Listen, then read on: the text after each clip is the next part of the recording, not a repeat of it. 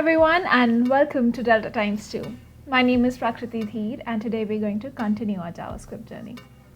I'm continuously trying to improve the content on my channel and that is possible only because of the feedback I get from you guys. So I wanted to tell you that I really appreciate it and thank you. Last time we were talking about operators. If you missed that video and want to check out that topic, you can do so by clicking on the link above. As always, I'll be uploading all the code that I write in this tutorial on my GitHub repository, which I've linked down below in my description box. So you can check that out. So let's get started. Alright, so today we're going to talk about control flow statements.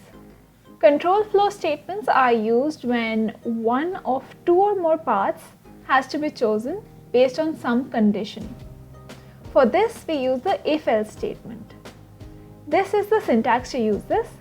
So we type if, then the condition that needs to be true for this block of code to be executed. In the case this condition is not true, this block of code is executed instead. We can use if on its own also in the code if you want some code to be executed if some condition is true, but if it's not true, you don't want any other code in its place. We also have the if-else statement. It is used if instead of just one condition, we have multiple conditions. Like if one condition is true, execute this block of code, but if it is false and another condition is true, execute that code, and if even that condition is not true, then execute some other code. So let's see an example here. Let's say we want to write a code that accepts a pH value from the user and then tells the user if the substance with that pH value is acidic, basic or neutral. Okay, so how do we accept values from the user? We use the prompt function. It displays a pop-up with a message, a text box and OK and cancel buttons.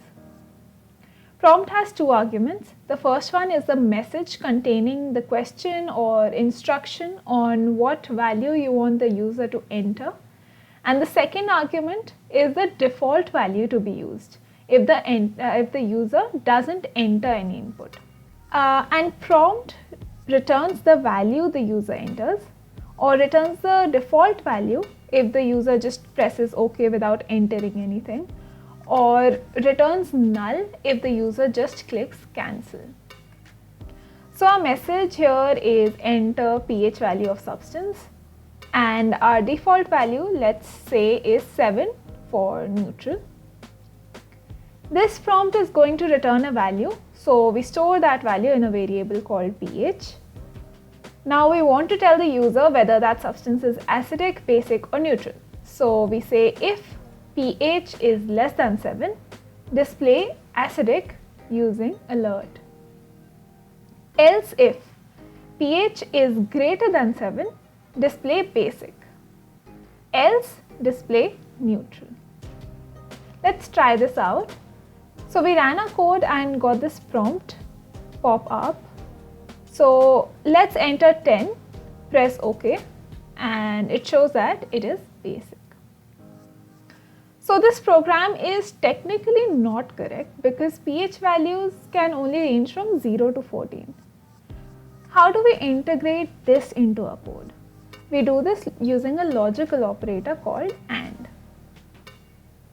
We have three logical operators in JavaScript: AND, OR and NOT.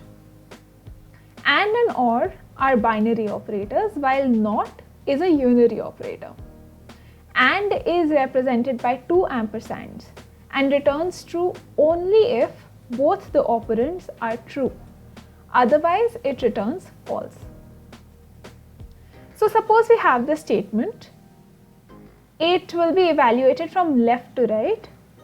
Oh, by the way, if you are confused about the triple equal to operator or about the left to right thing, I recommend you watch my last video. We talked about it there. Okay, so I was saying we evaluate this from left to right.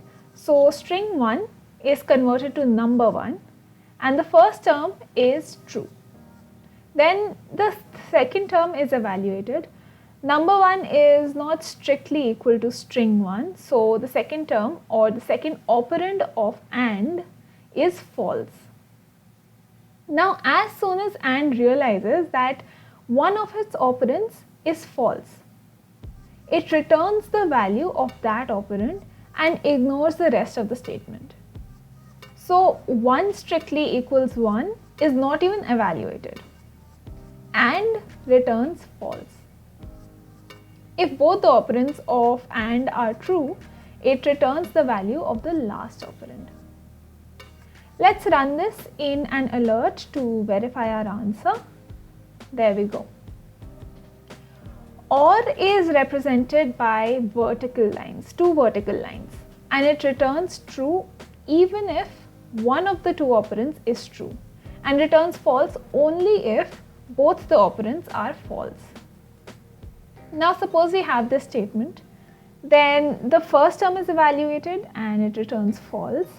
Then the second term is evaluated and it returns false again. If both operands of OR are false, it returns the value of the last operand, which here was false. So for the second operand, one operator is false. The second operand is evaluated. 1 strictly equals 1 and that returns true. As soon as OR gets an operator that is true, it returns its value. So here it returns true. Now let's just verify our answer, and there.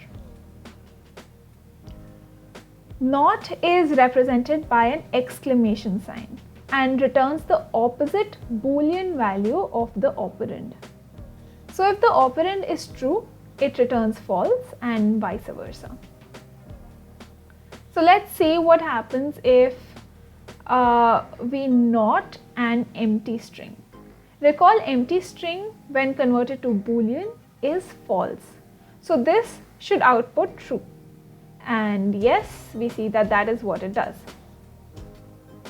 What happens if we NOT this expression again? Does it show empty string or does it show false? So we see that it shows false. For this reason, double NOT can be used to convert values of different data types to the Boolean data type. Now let's return to our initial example. We were talking about this program being incorrect. pH scale only has values from 0 to 14, but right now the user can enter a pH value of 500 and our program will just say that it's basic, but that's not true. So how do we fix this? We add additional conditions in our if, else if, else statement. So we want to display acidic if the pH value is greater than or equal to 0 and less than 7. Otherwise, we want to display basic if the pH value is greater than 7 and less than equal to 14. Now here we have to add another else if with the condition that if pH value is equal to 7, then display neutral. Now if the pH value is out of this range, then in else we want to display a message saying error pH value out of range. Now let's run this program and see what happens if we enter pH 18. We see that we get the error message. So that is it for this video. Thank you so much for watching and congratulations on taking another step in your JavaScript journey. If you enjoyed this video or learned something from it, please make sure to like, comment and subscribe. Have a nice day and I'll see you in the next video.